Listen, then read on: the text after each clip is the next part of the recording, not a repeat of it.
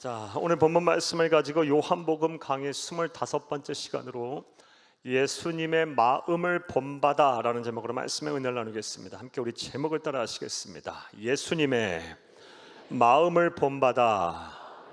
한 번 더 따라 하시겠습니다. 예수님의 마음을 본받아. 네, 고맙습니다. 감사합니다. 오늘은 본문 말씀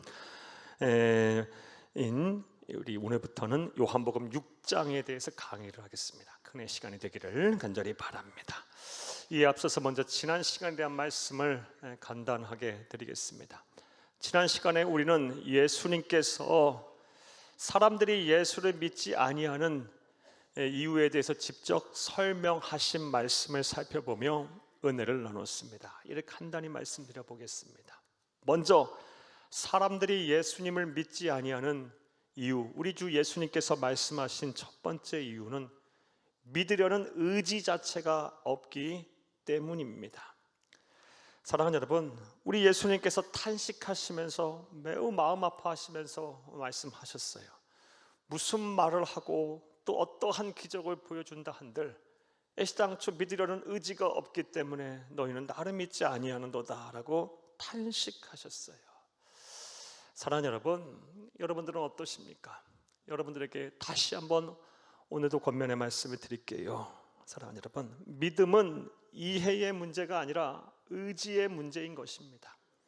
지금 당장 머리로 이해가 되지 않고 하나님의 말씀, 기독교의 교리, 신앙을 가슴으로 받아들이기 어렵다 할지라도 예수 믿기를 중단하지 마세요. 의지를 가져보세요. 한번 믿으려는 의지를 가져보시고 열심을 다 해보세요. 반드시 하나님의 구원의 때가 올 것입니다. 예수 안에서 모든 것이 새로워질 것이고 모든 것이 분명해질 것이며 모든 것이 확실해질 거예요. 이런 은혜와 실천이 저와 여러분 가운데 반드시 있기를 간절히 주의 이름으로 부탁합니다. 우리 주 예수님께서 탄식하시면서 말씀하신 사람들이 예수를 믿지 아니하는 또 다른 이유는 사람들이 우리 주 예수님보다, 살아계신 하나님보다 세상을 더 의지하고 두려워하기 때문이라는 것입니다. 사랑하는 여러분, 많은 사람들이 눈에 보이지 않는 하나님보다 당장 내 눈앞에 보이는 사람들, 세상을 더 의지하고 두려워해요. 그러다 보니 굳이 하나님이 필요 없다는 거예요.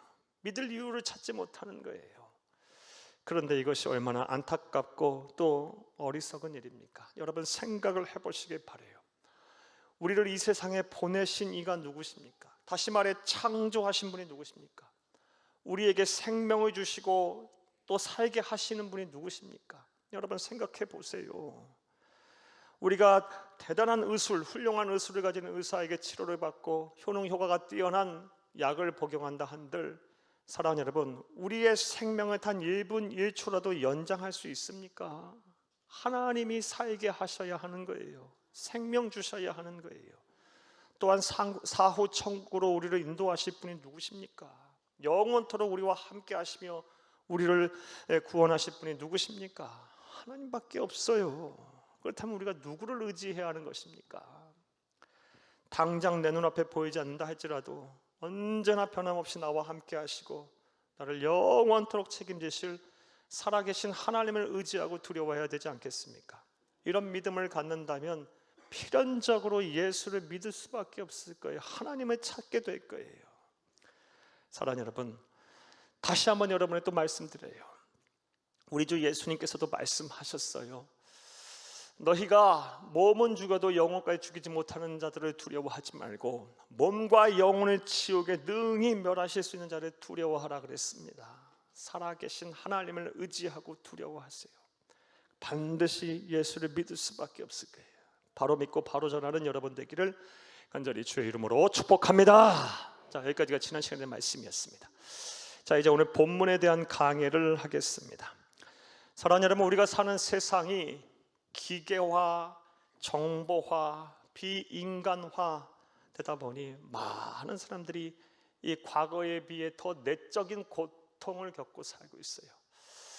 무엇보다 이 사랑은 식고 경쟁은 더 치열한 세상을 살다 보니 사람들의 마음이 둘 곳이 없어요. 영적으로 아주 갈급해하며 힘든 삶을 사시는 분들이 많이 계십니다. 그러다 보니 자연스럽게 사랑하는 여러분, 이 내적인 평안과 안식, 그리고 삶의 의미와 목표를 추구하는 영적인 활동들에 대한 관심이 과거에 비해 더 증대됐어요. 따라서 문화와 인종과 역사와 종교를 초월해서 많은 사람들의 입에 오늘날 이 영성이라는 단어가 오르락내리락거리고 있습니다. 그리고 이것은 세계 교회, 기독교 안에서도 그렇게 다르지 않아요. 세계 교회, 기독교 안에서의 중요한 화두 중에 하나가 바로 영성입니다. 오늘날 중요한 화두예요. 사랑하는 여러분, 그렇다면 우리 그리스도인들이 반드시 소유해야 할 이 기독교적 영성이란 무엇을 말하는 걸까요? 기독교 영성의 정의를 말씀을 드리면 다양한 신학적인 견해에 따라 다양한 정의들이 있을 수 있습니다. 예를 들면 먼저 어떤 사람들은 기독교 영성을 정의하기를 하나님과 깊은 교제 속에 바른 관계를 맺는 것을 가리켜서 기독교 영성이라고 정의합니다. 즉 기도와 말씀, 예배 생활을 통해서, 경건 생활을 통해서 하나님과 깊은 교제를 나누고 또 바른 관계를 맺는 사람을 가리켜 기독교 영성을 갖춘 자, 충만한 자라고 말을 합니다. 이렇게 정의를 내리고 주장하는 사람들은 이 경건주의의 영향을 받으신 분들이에요. 또 어떤 사람들은 기독교 영성에 대해 정의를 내리기를 기독교적 수행과 고행, 그리고 절제와 극기를 통해서 하나님이 계시하신 진리를 깨닫는 것을 가리켜서 기독교 영성이라고 말합니다. 즉 하나님이 주시는 이 보여주신 진리와 이 계시를 내가 각고의 노력과 또 수행과 고행과 극기와 절제를 통해 깨달은 사람들을 가리켜 기독교의 영성이 충만한 사람이라고 정의합니다. 이런 주장을 하는 사람들은 과거 중세부터 이어져 온 수도원 운동의 영향을 받은 사람들이에요. 이 두 가지의 정의에 따른 영성은 우리 그리스도인에게 매우 유의미한 정의이자 영성입니다. 왜냐하면 이 정의 안에 우리가 획득할 수 있는 영성은 우리의 영혼을 건강하게 하고 우리의 영혼을 행복하게 하며 하나님과의 관계를 바르게 해서 우리의 신앙 성장을 돕기 때문입니다. 자, 그런데 오늘 제가 여러분에게 말씀드리고자 하는 기독교 영성의 정의는 따로 있습니다. 자, 그렇다면 그것이 무엇일까요? 이에 대해서 미국의 세계적인 영성 신학자이자 또 감리교 목사인 고든 웨이크필드라는 목사님이 여러 영성 신학자들과 함께 쓴 영성사전이라는 책에 보게 되면 기독교 영성에 대해서 다음과 같이 정의를 하고 있습니다. 바로 우리 주 예수 그리스도를 본받고 우리 주 예수 그리스도를 따르며 우리 주 예수 그리스도를 닮는 것이 곧 기독교의 영성이다라는 것입니다. 다시 말해 이 영성을 갖췄는지 안 갖췄는지를 판단할 수 있는 그 척도, 기준이 무엇이다? 예수님을 얼마나 닮았는가, 예수님을 얼마나 본받고 사는가, 예수님을 얼마나 따라 살고 있는가를 보면 그 사람이 기독교의 영성을 가졌는지 안 가졌는지를 알 수가 있다는 것입니다. 이러한 정의가 오늘날 복음주의적인 진영에 있는 신학자들 그리고 목회자들, 또 제가 믿고 여러분이 믿기를 원하는 정의입니다. 한번 따라 하시겠습니다. 우리가 예수님을 본받고 예수님을 따르며 예수님을 닮는 것이 기독교의 영성이다. 사랑하는 여러분, 우리가 예수님을 본받고 예수님을 따르며 예수님을 닮아 언젠가 우리 주 예수님처럼 되는 것, 작은 예수가 되는 것이 바로 기독교의 영성이고, 그런 작은 예수가 된 사람을 가리켜 기독교의 영성이 충만한 사람이라고 할 수가 있는 것입니다. 이런 정의 안에서 여러분에게 한번 여쭤보겠습니다. 여러분들은 얼마나 예수님을 지금 본받고 계십니까? 얼마나 따라가고 계십니까? 다시 말해 예수님을 얼마나 닮아가고 계십니까? 만약 여러분의 영성의 점수를 여러분 스스로 한번 매겨본다면 과연 몇 점을 여러분 스스로에게 주실 수가 있겠습니까? 부디 말씀을 들으시는 모든 분들이 단 한 분도 빠짐없이 우리 주 예수 그리스도를 본받고 우리 주 예수 그리스도를 따르며 우리 주 예수 그리스도를 닮아가는 기독교의 영성에 충만한 영성의 대가들이 다 되셔서 하나님을 기쁘시게 하고 사람들에게 칭찬받기를 간절히 주의 이름으로 축복합니다. 이런 의미에서 오늘 본문 말씀은 우리에게 매우 중요합니다. 왜냐하면 우리는 본문 말씀을 통해서 우리가 본받고 따르고 닮아야 할 우리 주 예수 그리스도의 깊은 내면의 모습, 다른 말로 우리 주 예수님의 마음을 알 수가 있기 때문입니다. 자, 그렇다면 오늘 본문 말씀을 통해 우리가 알 수 있는 본받고 따르고 닮아야 할 예수님의 마음은 무엇일까요? 이 질문에 대한 답을 오늘 본문에서 찾기 위해 먼저 본문의 내용 설명부터 여러분에게 좀 해드리겠습니다. 사랑하는 여러분, 오늘 본문 말씀은 보리떡 5개와 물고기 2마리로 장정만 5,000명을 먹이고 12광주리를 바구니를 남긴 소위 오병이어의 기적의 사건입니다. 성령 하나님께서는 이 예수님께서 행하신 오병이어의 기적의 사건을 매우 중요하게 생각하셔서 예수님의 생애와 사역을 기록한 사복음서 모두의 기록으로 남기셨습니다. 아주 중요하다는 거예요. 이 기적을 통해 반드시 우리가 본받고 깨달아야 할 영적인 교훈을 꼭 찾아서 기억하라는 말씀인 거예요. 하나님의 의도인 거예요. 내용인즉슨 예수님께서 디베라의 갈릴리 바다 건너편으로 행하시자 수많은 사람들이 예수님을 따라왔습니다. 이것은 예수님이 행하셨던 많은 기적들 중에 특별히 예수님께서 병자들을 고치신 사건을 목격하고 많은 사람들이 예수님에게 몰려온 것입니다. 사랑하는 여러분, 갈릴리 바다 건너편에 예수님께서 앉으셨고 한 중앙에 앉으셨고 수많은 사람들이 예수님을 둘러싸고 있었으며 예수님께서 말씀을 전하시자 사람들은 시간 가는 줄 몰라 했고요, 날이 저물게 됐어요. 그러자 예수님께서 오늘 보면 5절 말씀을 보게 되면 예수님의 제자인 빌립에게 말씀하셨어요. 우리가 어디서 떡을 사서 이 배고픈 사람들을 먹일까? 이렇게 말씀하신 예수님의 의도는 오늘 보면 6절 말씀을 보게 되면 제자인 빌립의 믿음을 시험하기 위함이었다라고 말하고 있어요. 자, 그런데 오늘 7절 말씀을 보게 되면 빌립이 부정적으로 말해요. 예수님 불가능합니다. 우리가 어디서 떡을 사겠으며 만약에 산다 할지라도 이 많은 사람 다 먹이려면 200데나리온이라는 돈이 부족합니다. 200데나리온은 오늘날로 환산하면 대략 한 2천만 원 이상 되는 돈이에요. 큰 돈이 부족하다는 거예요.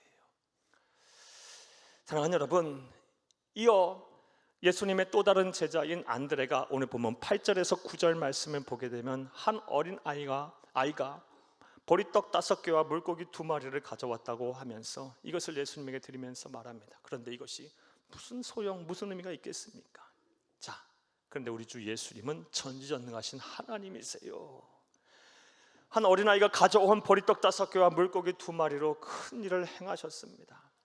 오늘 보면 10절 11절 말씀을 보게 되면 사람들로 하여금 다 자리에 앉게 하고 보리떡 5개와 물고기 2마리를 하늘로 우러러 축사하신 이후에 감사 기도를 하신 이후에 제자들로 하여금 사람들에게 나눠주라라고 말씀을 하셨습니다. 자, 그때 기적이 일어났습니다. 떡을 나눠주어도 계속해서 줄어들지 않는 거예요. 물고기를 나눠주어도 줄어들지 않는 거예요. 모여있던 사람들이 다 원대로 배불리 먹었고요. 그리고 남은 조각, 보리떡 조각을 모으라고 말씀하셨더니 그 남은 조각이 12바구니에 넘쳐났어요. 이러한 일을 경험하자 당시 유대인들은 크게 흥분을 했어요. 그리고 예수님을 자신들의 왕으로 추대하려고 했어요. 그래서 오늘 보면 15절 말씀을 보게 되면 예수님께서 그들을 피하여 산으로 기도하러 가셨습니다. 이것이 오늘 본문의 내용입니다. 자, 이제 이런 본문의 내용을 근거로 해서 오늘 우리가 해결해야 될 질문에 대한 답을 찾아보겠어요. 사랑하는 여러분, 우리가 본받고 따르고 닮아야 할 우리 주 예수 그리스도의 마음은 무엇일까요? 우리의 영성의 함량을 위해서 우리가 반드시 소유해야 할 우리 주 예수님의 마음은 무엇일까요? 자, 이제부터 따라 하시겠습니다. 첫째로, 육신의 필요를 알고 고통을 해결하시는 자비의 마음입니다.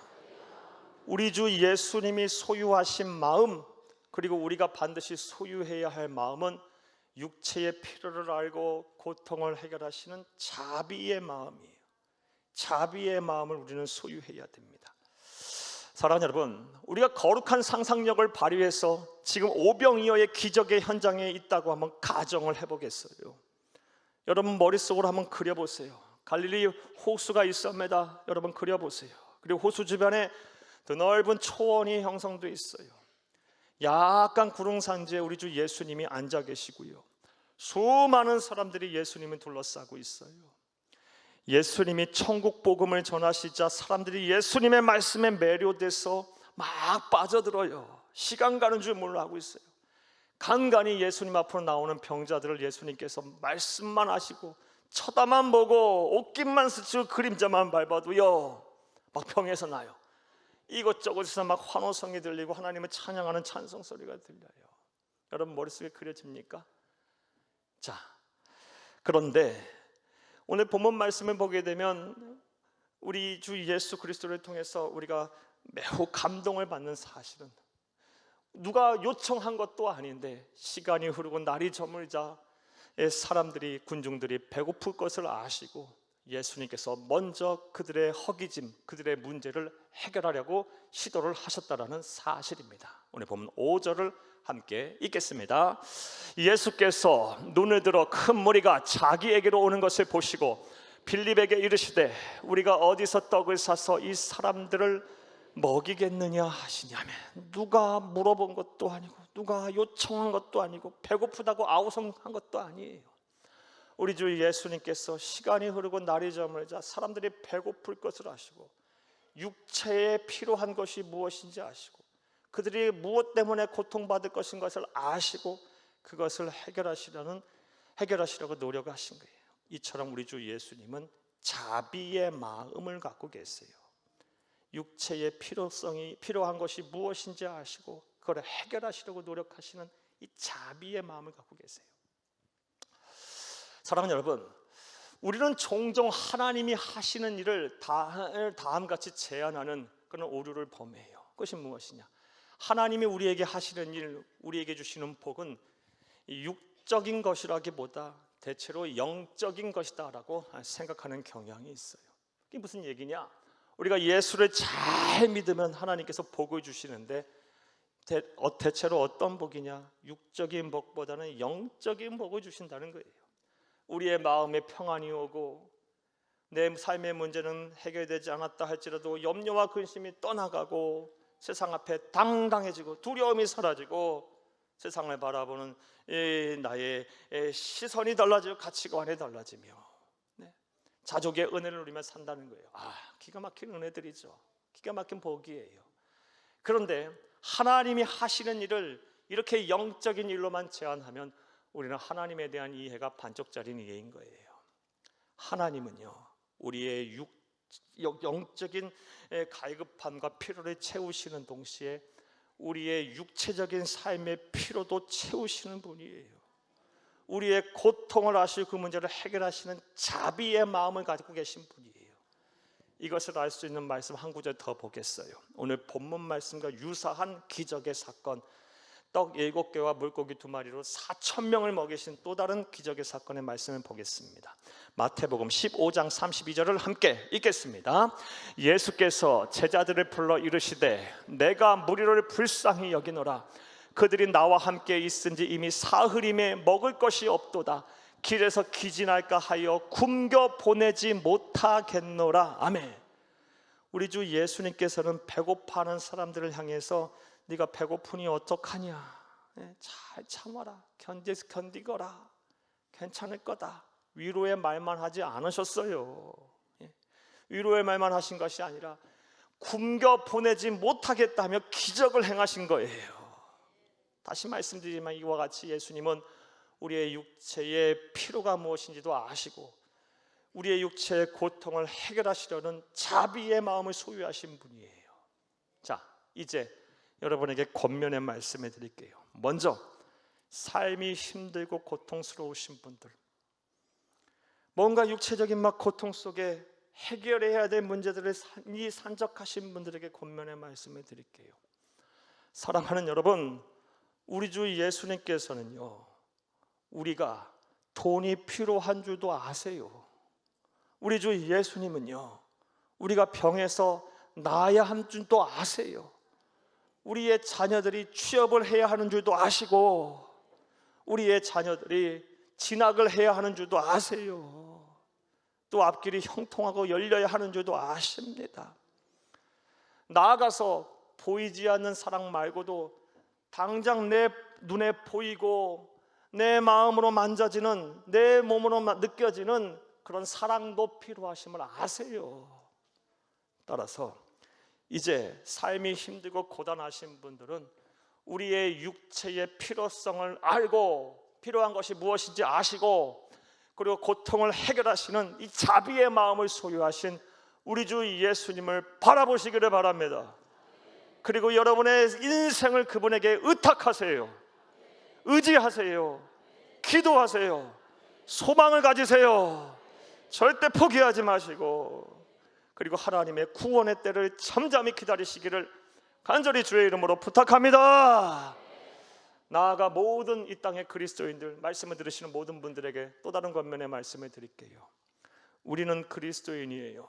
예수를 믿기로 작정한 사람이고 예수님처럼 살기로 작정한 예수님의 귀한 생명을 빚진 자들이에요. 우리 주 예수님의 마음 무엇입니까? 육신의 필요를 알고 고통을 해결하시는 자비의 마음을 가지신 분이에요. 따라서 우리도 이 마음을 소유해야 돼요. 이 마음을 소유하고 우리 주변에 가난하고 병들고 지친 사회적 약자들을 돌봐야 합니다. 우리 주님처럼 우리도 그리해야 하는 거예요. 내 것을 나누고 내 것을 베풀고 내 것을 주는 자비의 행위를 해야 합니다. 이렇게 사는 사람들이 예수님의 마음을 소유한 기독교 영성을 소유한 진정한 그리스도인입니다. 저와 여러분이 말로만 신앙생활하고 그리스도인이 되는 것이 아니라 우리 주 예수 그리스도의 마음을 소유하고 마음을 본받고 따르는 예수님을 닮는 진정한 영성을 소유한 기독교인들이 그리스도인들이 다 되시기를 다시 한번 간절히 주의 이름으로 부탁합니다. 자, 또 두 번째로 오늘 본문 말씀을 통해서 우리가 배워야 할, 우리가 소유해야 할, 알아야 할 예수님의 마음은 무엇일까요? 따라 하시겠습니다. 둘째로 자원은 낭비하지 않고 귀중히 여기시는 절약의 마음입니다. 우리 주 예수님은 이 자원을 낭비하거나 자연을 훼손하는 그런 분이 아니세요. 절약의 마음을 소유하고 계셨어요. 사랑하는 여러분, 오병이어의 기적의 산물인 이 보리떡과 물고기 두 마리, 특별히 보리떡이 남아있는 보리떡에 대해서 예수님은 어떻게 처리하라고 명령하셨나요? 오늘 본문 말씀 12절을 함께 보겠습니다. 그들이 배부른 후에 예수께서 제자들에게 이르시되 남은 조각을 거두고 버리는 것이 없게 하라 하시므로 아멘. 남은 조각을 거두고 버리는 것이 없게 하라라고 말씀을 하셨어요. 그래서 거둬두고 했더니 12바구니가 남은 거예요. 자, 그렇다면 이 보리떡과 물고기가 대단히 귀한 식자재로 만든 음식이었기 때문에 우리 주 예수님께서 이렇게 낭비하지 말라라고 말씀하셨던 것일까요? 천만에요. 먼저 보리떡에 대한 말씀 드려볼게요. 예수님 당시 보리는 사람들이 먹는 식자재가 아닙니다. 여유가 있는 사람들은 절대 먹지 않았던 음식이에요. 식자재예요. 여유가 어느 정도 있는 사람들은 이거 가축의 사료로 썼어요. 따라서 이 보리로 빵을 만들고 떡을 만들었다는 것은요, 천한 음식, 신분이 낮은 가난한 사람들이 먹는 음식이에요. 물고기는 또 어떨까요? 우리가 물고기를 생각하면요, 살이 톡톡 오르고 기름이 쫘르르 흐르는 생선을 생각하면 안 돼요. 사랑하는 여러분, 어린 아이가 가져온 물고기는요, 갈릴리 바다에서 잡히는 자벌을 염장한 거예요. 예. 그냥 보리로 만든 까끌까끌한 맛도 없는 딱딱한 빵 그냥 삼키려니 목구멍으로 넘어가지가 않는 거예요. 맛도 없고요. 짜릿한 소금으로 염장한, 그 자벌로 염장한 소금기 가득한 이 생선과 함께 먹었던 거예요. 쉽게 말해, 다시 말해, 천한 음식, 그렇게 세상 사람들의 기준을 볼 때 좋은 음식은 아니었던 거예요. 그럼에도 불구하고 우리 주 예수님께서는 하나도 낭비하지 말아라 하면서 절약의 마음을 가지시고 이것을 본을 보이셨어요. 따라서 우리 그리스도인도 우리 주 예수님의 이런 마음을 본받아 우리도 우리에게 주신 이 자원을 함부로 낭비하면 안 됩니다. 또 우리에게 선물하신 자연 또한 훼손해서도 안 돼요. 우리는 절약의 마음을 갖고 살아야 돼요. 그런데 우리 사회가 좀 살다 보니까 이 빈곤이 대체적으로 어느 정도 해결된 세상을 살다 보니 우리가 먹고 마시고 쓰고 사용하는 것에 대한 낭비가 과거에 비해 많이 있는 것 같아요. 저 또한 이 말씀을 준비하며 많은 생각과 또 많은 기도와 회개를 하고 이 자리에 있었어요. 사랑하는 여러분, 우리는 그리스도인이에요. 우리 주 예수님의 마음을 소유해야 할 사람들이에요. 기독교의 영성을 갖춰야 될 사람들입니다. 하나님이 우리에게 보여주시고 선물하신 자원을 낭비하지 않고 귀중히 여기시는 절약의 마음을 다 소유하시기를, 반드시 이 절약의 마음을 따라가시기를, 본받으시기를 간절히 주의 이름으로 축복합니다. 자, 그렇다면 하나 더 이와 관련해서 생각해 볼게요. 왜 예수님께서는 이렇게 자원을 낭비하지 않고 절약하는 마음을 가지셨을까요? 절약하셨을까요? 그 이유는 명확합니다.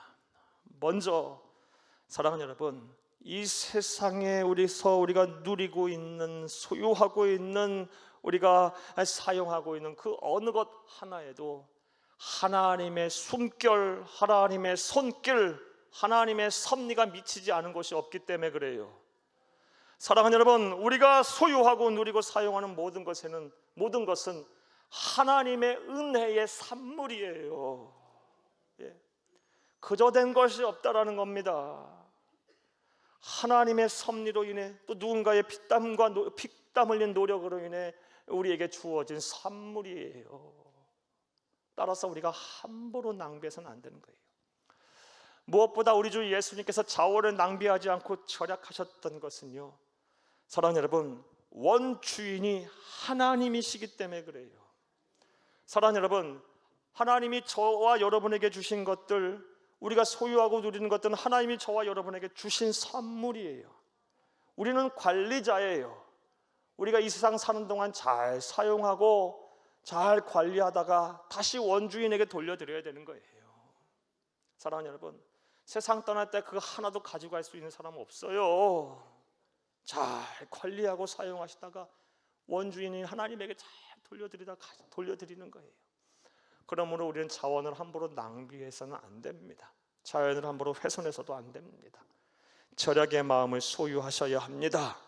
그런 삶을 사셔야 합니다. 이렇게 사는 사람들이 그리스도인이고 기독교 영성을 소유한 사람임을 믿으시기를 간절히 주의 이름으로 축복합니다. 자, 오늘 본문 말씀을 통해서 우리가 알 수 있는, 우리가 본받고 따라가고 닮아가야 할 예수님의 또 다른 마음은 무엇일까요? 따라하시겠습니다. 셋째로, 사명을 잊지 않고 이행하시는 책임의 마음입니다. 사명을 잊지 않고 반드시 이행하시는 책임감 충만한 책임의 마음이에요. 사랑하는 여러분, 오병이어의 기적을 경험한 사람들은 예수님에게 막 열광했어요. 그리고 예수님에게 대해서 어떻게 하려고 했습니까? 오늘 보면 15절을 함께 보겠습니다. 그러므로 예수께서 그들이 와서 자기를 억지로 붙들어 임금으로 삼으려는 줄 아시고 다시 혼자 산으로 떠나 가시니라. 아멘. 예수님을 따라다니기만 하면 먹고 사는 문제 해결될 것이라는 이런 소망이, 확신이 그들에겐 생겼기에 예수님을 자신들의 임금으로 추대하려고 했어요. 자, 그런데 우리가 이거 보았듯이 예수님이 어떻게 행동하십니까?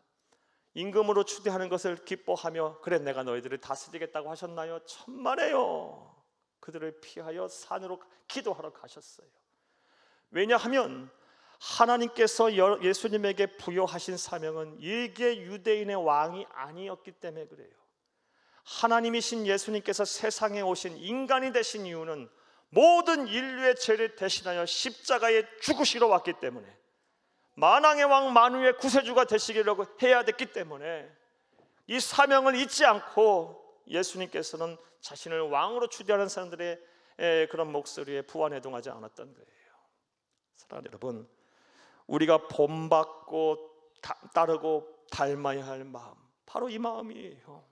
사명을 잊지 않고 이행하시는 책임감 충만한 책임의 마음.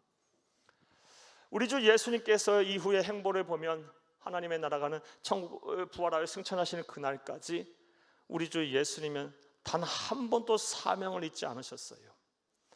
예수님에게 막 칭찬하고 막 찬사를 보내는 그 순간에도 예수님 단 한 번 우쭐거리거나 경거망동하지 않았고요. 막 반대로 예수님을 모욕하고 막 천대하고 죽이라고 할 때도 절대로 낙심하지 않고요. 뚜벅뚜벅 온 인을 구원할 구세주로서의 메시아로서의 십자가의 길을 걸어 가셨어요, 여러분. 그리고 우리에게 그 길을 걸어가라 말씀하고 계세요. 사랑하는 여러분, 이제 권면의 말씀 또 드릴게요. 오늘날 많은 분들이 하나님께서 삶을 형통케 하시면 그것이 은혜인 줄 알고 더 사명을 감당해야 할 텐데 그렇지 못해요. 영적 교만에 취하거나 아니면 평안함에 취해서 사명을 헌신짝처럼 버리시는 경향이 많아요.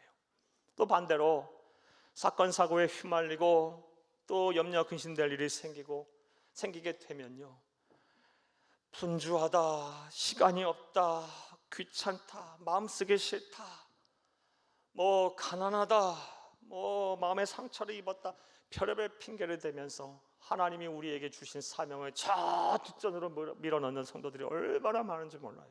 여러분들 어떠십니까? 사랑하는 여러분, 사명자는 뒤를 돌아보는 것이 아니에요. 내게 어떤 일이 일어나든 간에 내게 사명을 부여하신 그 사명을 부여하신 분만 바라보는 거예요. 그리고 책임을 감당하는 거예요. 그게 하나님이 기뻐하시고 사람들이 칭찬하는 진정한 그리스도인 사명자인 거예요. 사랑하는 여러분, 여러분의 삶 가운데 어떤 일이 일어나든 간에 하나님이 저와 여러분에게 부여하신 사명의 끈을 꼭 붙잡고 우리 주님처럼 좌고우면하지 아니하고 사명을 온전히 감당하는 책임감 충만한 책임의 마음을 소유하시는 여러분이 나되시기를 간절히 주의 이름으로 축복합니다. 자, 이와 관련해 하나 더 생각해 봐요. 그렇다면 하나님이 저와 여러분에게 부여하신 사명이란 뭘까요? 이건 어떤 것이 있을까요? 여러 가지 있을 수 있겠지만요, 분명한 사명은 영혼 구원의 사명을 저와 여러분에게 주셨어요. 또한 세계 선교 한국 복음화라는 시대적인 소명, 사명도 우리에게 주셨어요. 저와 여러분을 통해서 우리는 이 대한민국 한라에서부터 백두까지를 복음화시켜야 하고 세계 열방을 향해서 하나님의 나라 속히 오도록, 예수님 속히 재림하시도록 우리는 땅가위로 복음을 전해야 될 사명이 있어요. 나아가 가난하고 병들고 지친 사회적인 약자를 돌보고 이웃사랑을 실천해야 할 이런 사명도 우리에게 주셨어요. 무엇보다 물이 바다 덮음같이 온 세상에 하나님의 영광이 충만한 세상, 그리고 하나님의 공의가 강같이 흐르는 정의로운 세상, 하나님의 나라를 이 땅에 건설해야 될 이런 사명 또한 있습니다. 사랑하는 여러분, 예수 다시 오실 때까지, 하나님의 나라 가는 그날까지 이 사명을 잊지 않고 이행하시는 우리 주 예수님의 마음, 책임감 충만한 책임의 마음을 소유하셔서 기독교 영성 충만한 삶을 사는 여러분 되기를 다시 한번 간절히 주의 이름으로 축복합니다. 말씀 맺겠습니다. 오늘은 우리가 본받고 따르고 닮아야 할 우리 주 예수님의 마음이 무엇인지에 대한 말씀을 여러분에게 드렸습니다. 먼저 예수님은 육신의 피로도 알고 고통을 해결하시려는 자비의 마음을 소유하셨어요. 사람 판단하지 아니하고 가리지 아니하고 남녀노소 신분의 지위과를 불문하고 불쌍히 여기는 자비의 마음을 갖고 계셨어요. 필요를 채우고 공급하시려는 이런 자비의 마음을 갖고 계셨어요. 또한 자원을 낭비하지 않고 귀중하게 여기시는 절약의 마음도 가지고 계셨어요. 이 절약의 마음의 근간에는 모든 것이 하나님의 은혜의 산물이다, 원주인은 하나님이시라는 믿음이 있었기 때문이에요. 나아가 사명을 잊지 않고 이행하시는 책임감 충만한 책임의 마음도 갖고 계셨어요. 부디 말씀을 들으시는 모든 성도님들에게 이 마음, 예수의 마음을 본받고 예수의 마음을 소유하기를 간절히 바랍니다. 그래서 하나님의 나라 가는 그날까지 이 땅 사는 동안 여러분의 삶과 사역을 통해 하나님의 영광과 살아계심을 증거하고 하나님으로부터 복의 근원이신 하나님으로부터 하늘의 신령한 복과 땅의 기름진 복을 받으며 사후 천국에서 우리 주님과 더불어서 영생 복락을 누리기는 여러분 다 되시기를 간절히 주의 이름으로 축복합니다. 축복합니다. 축복합니다.